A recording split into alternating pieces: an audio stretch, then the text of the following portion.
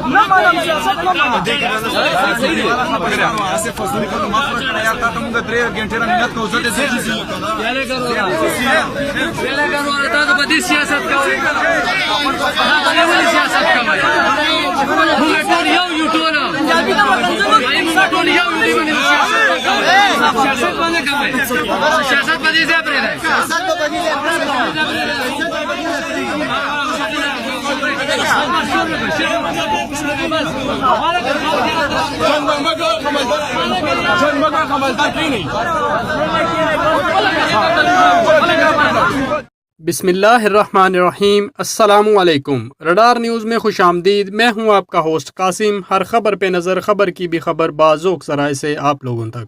P T M جگہ جگہ بے عزت ہو رہی ہے، لیکن یہ لاشوں پر سیاست کرنے سے باز نہیں آ رہے۔ فرشتہ کے لیے احتجاجی مظاہرے میں پی ٹی ایم اور فرشتہ کے لواحقین کے درمیان تلخ کلامی۔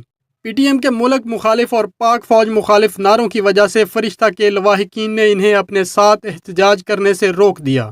ان کا کہنا تھا تم ہماری بیٹی کی لاش پر سیاست کرنے آئے ہو، ہم تمہاری یہ سیاست نہیں مانتے، تم اپنے لوگوں کو الگ کرو، ہم اپنے لوگوں کو الگ کرتے ہیں۔ یہ ہے ان نسلی بغیرتوں کا سیاہ چہرہ۔ یہی کچھ انہوں نے نقیب کے لواحقین کے ساتھ بھی کیا کہ ان کو استعمال کر کے ان کے کاندھوں پر پیر رکھ کر اوپر چڑھے، اپنا سیاسی قد کاٹ بنایا اور پھر انہیں ایسا روندا کہ آج اسی نقیب کے قاتلوں کے ساتھ بغل گیر ہیں۔ یہ قوم پرست جنونوں کا ٹولہ کبھی پختونوں کا خیر خواہ نہیں ہو سکتا۔ یہ صرف پختونوں کا استعمال کرتے ہیں اپنی گھنونی سازشوں اور سیاسی مفادات کے لیے۔